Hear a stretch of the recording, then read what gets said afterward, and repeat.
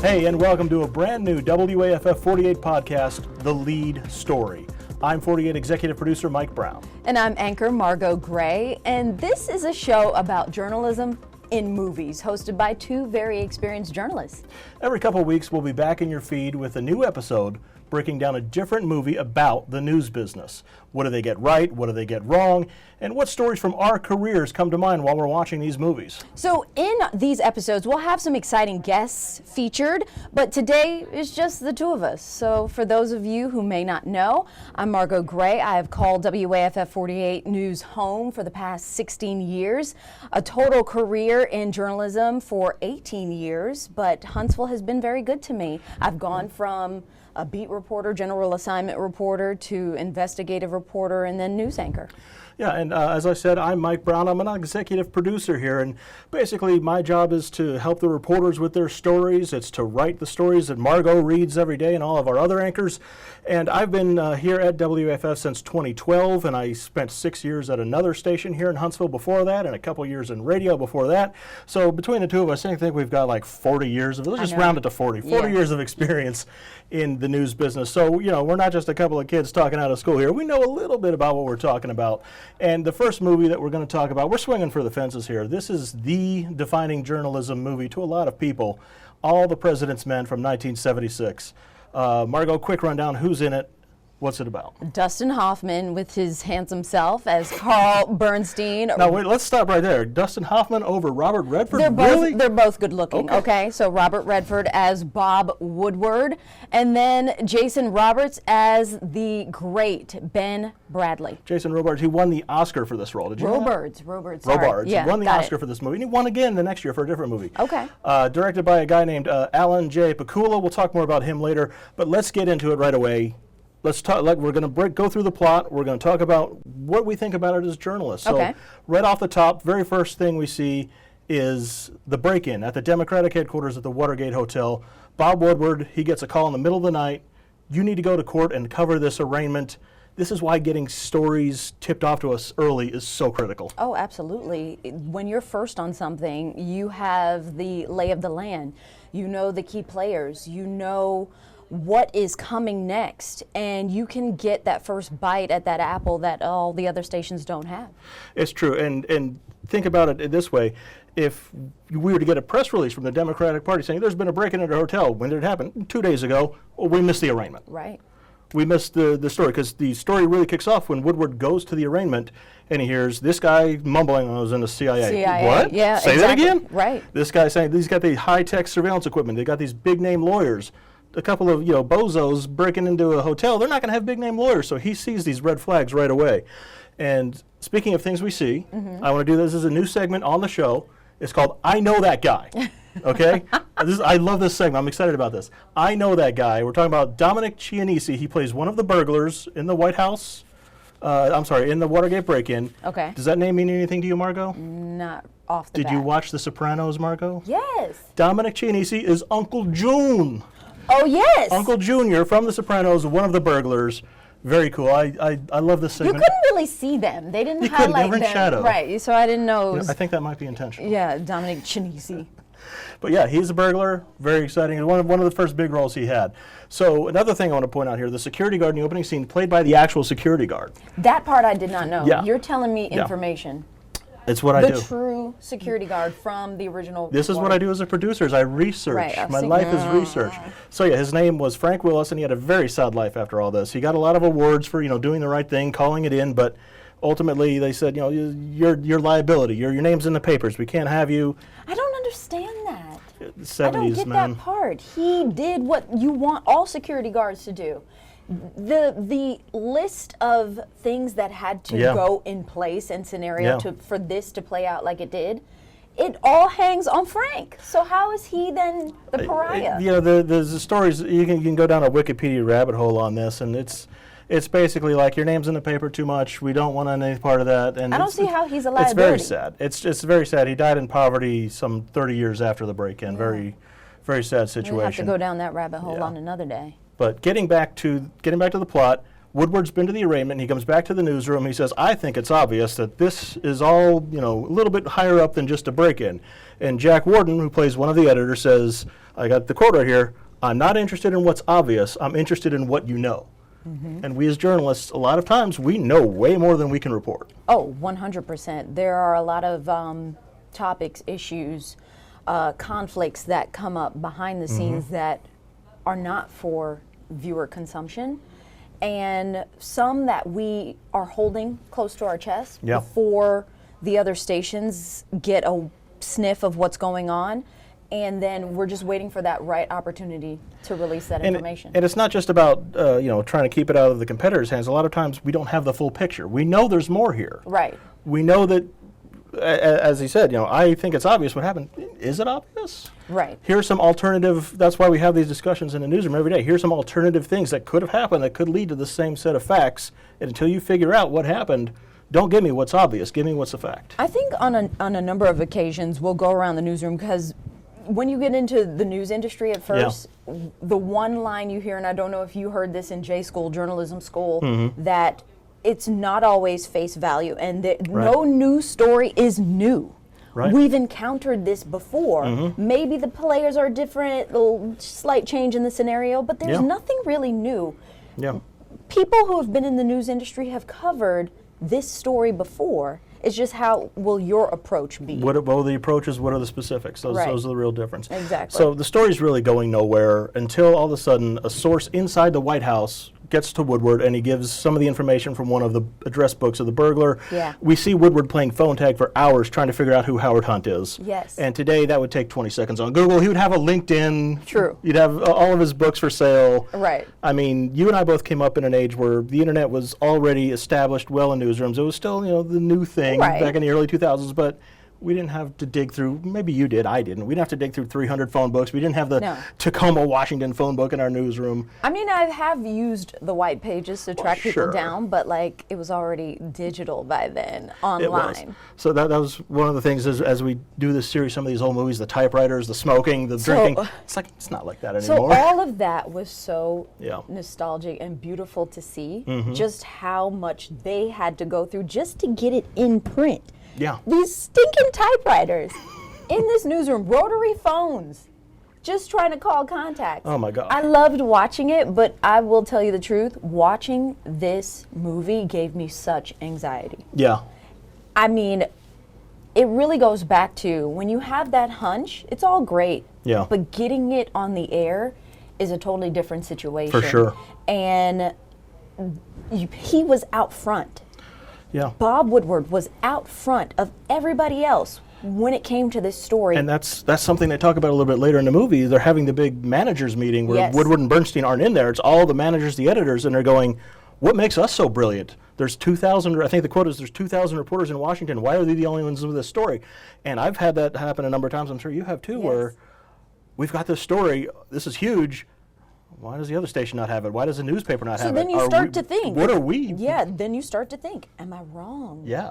Are my sources not accurate? Are they trying to highlight us and get us in trouble? There's a term that he used in the movie, I forget it now, but he's like, are you doing this to us? Are you lying to us? The term is one that has profanity in it Okay, that I don't think we can say.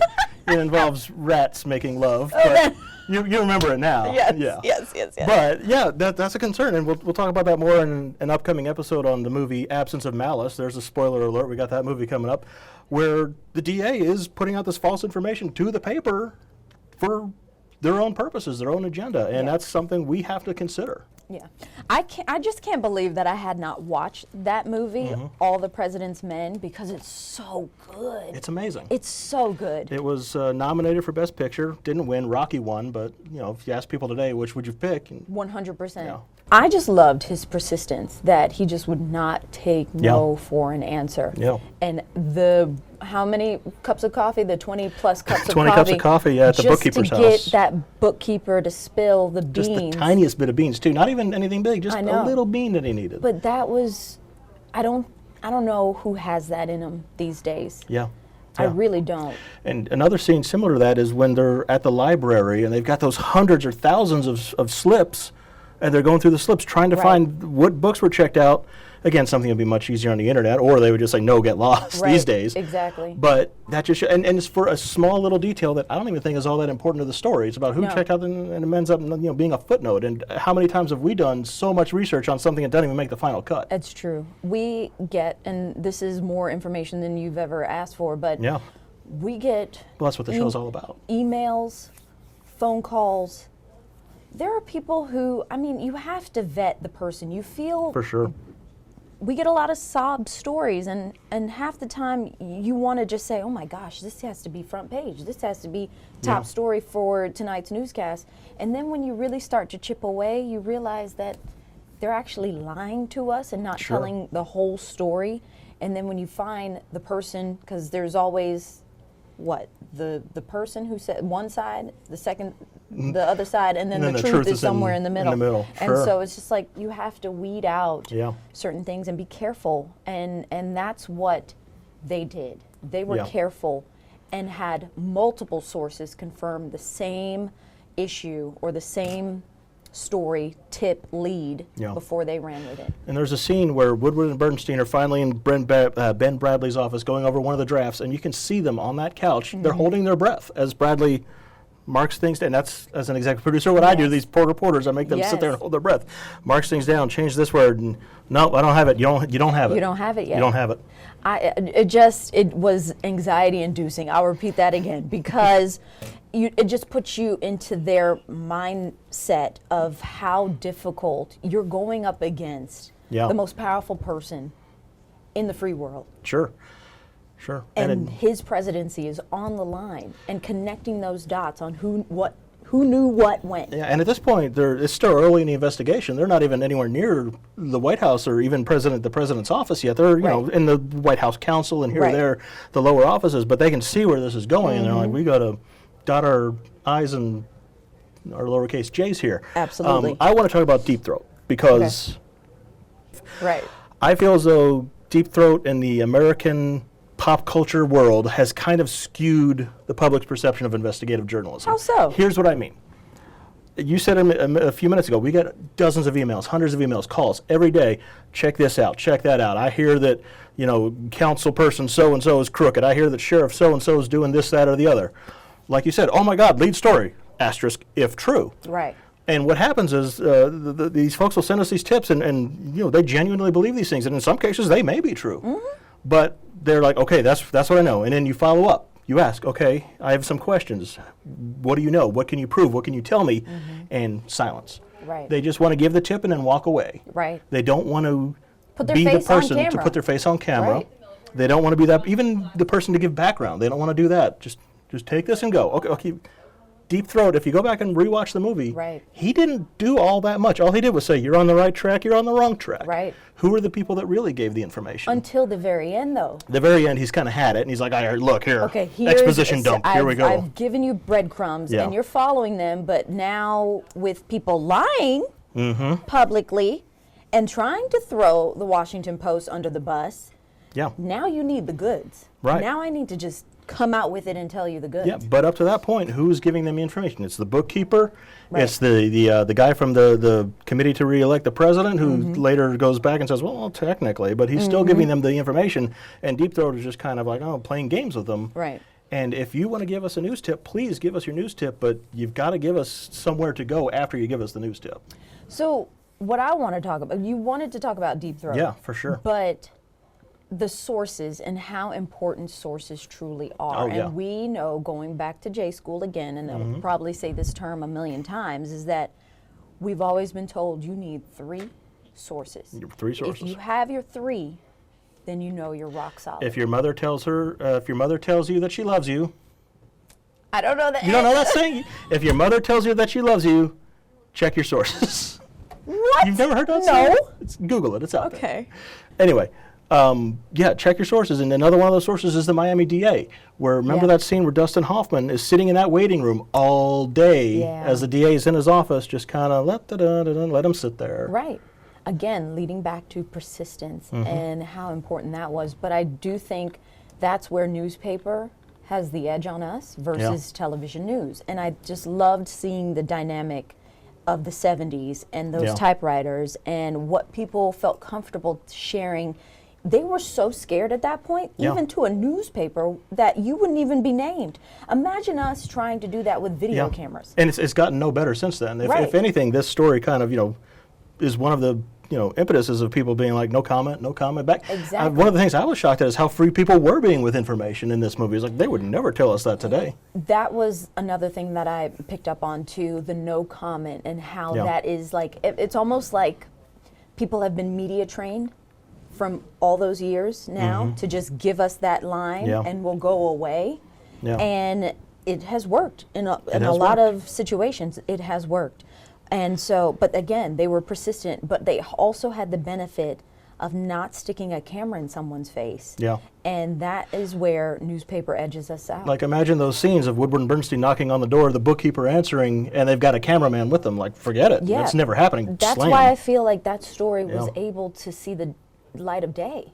Yeah. Because there was no television cameras in tow, a whole gaggle of reporters with their camera guys running at people. It just, I don't know if it Yeah. would have been the same situation in this day and age. Well, the Washington Post broke the story, and Channel 4 in Washington didn't. So that kind of tells you a lot about it right there.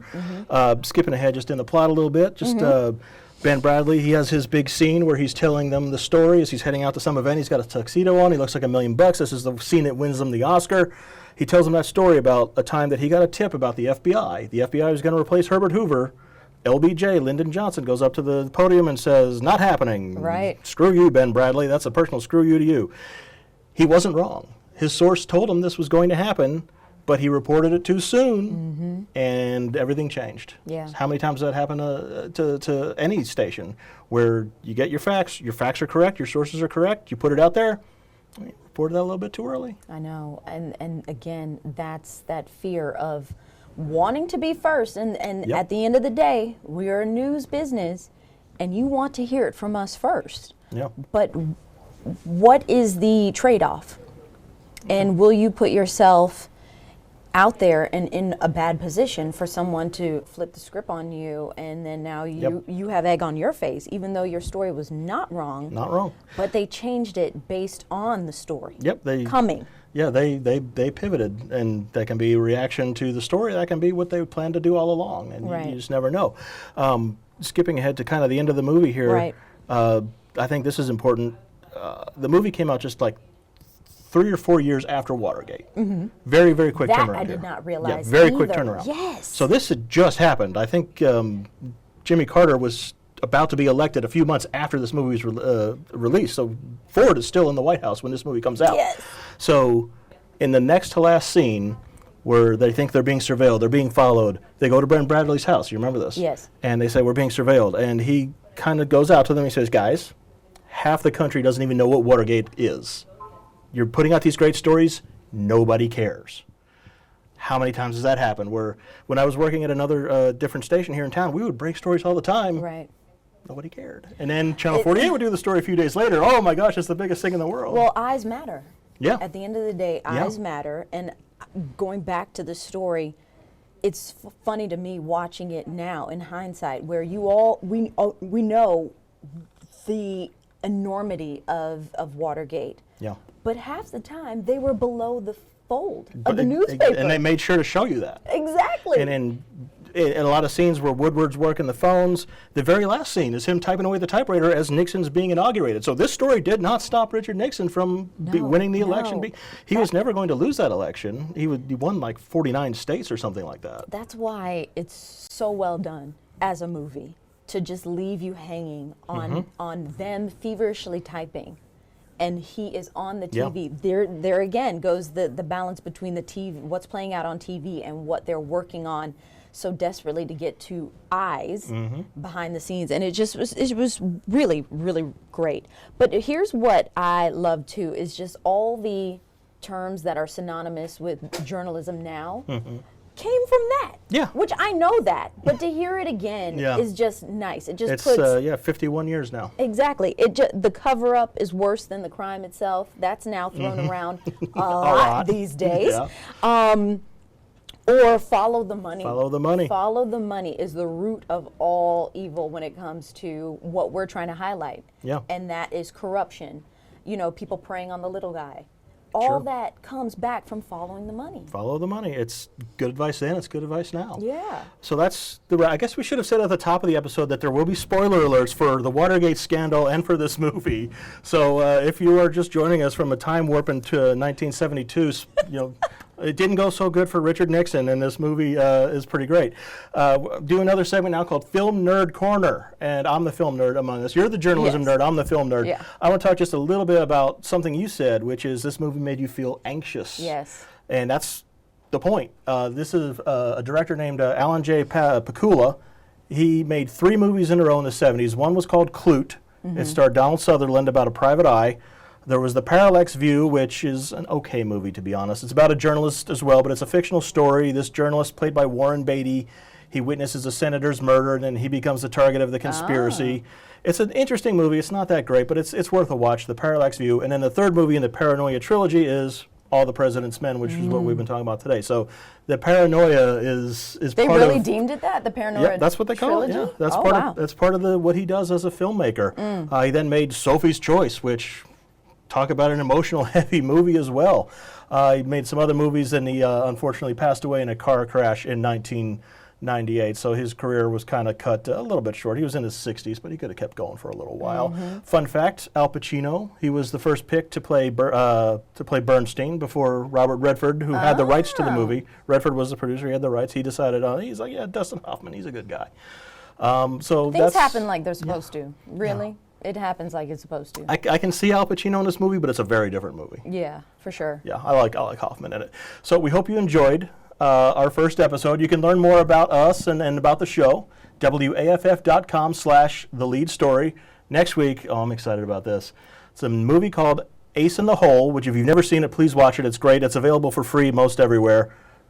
Margo, who's our guest for Ace in the Hole? The one and only Elizabeth Gentle. E.G. We're going to talk with Elizabeth Gentle about Ace in the Hole, and we can't wait. That'll be dropping soon. Yeah, let us know your thoughts on the movie, too. Yeah. What did you think was sort of the glaring issues and just how they framed it from showing us the ending before we got to what transpired throughout the entire investigation? Always looking for your feedback. Sure, and tell everybody know about this podcast and spread the word, good people. All right. All right, we'll Thanks see you for next time. We coming need to come in. up with a cool. We need to come up with a cool outro. Like tag out? Yeah, stay classy, internet. No. Something like that. Oh God. Oh God. We'll come up with the next one. On the next one, we'll have one. Yeah, this is what we call the rough draft.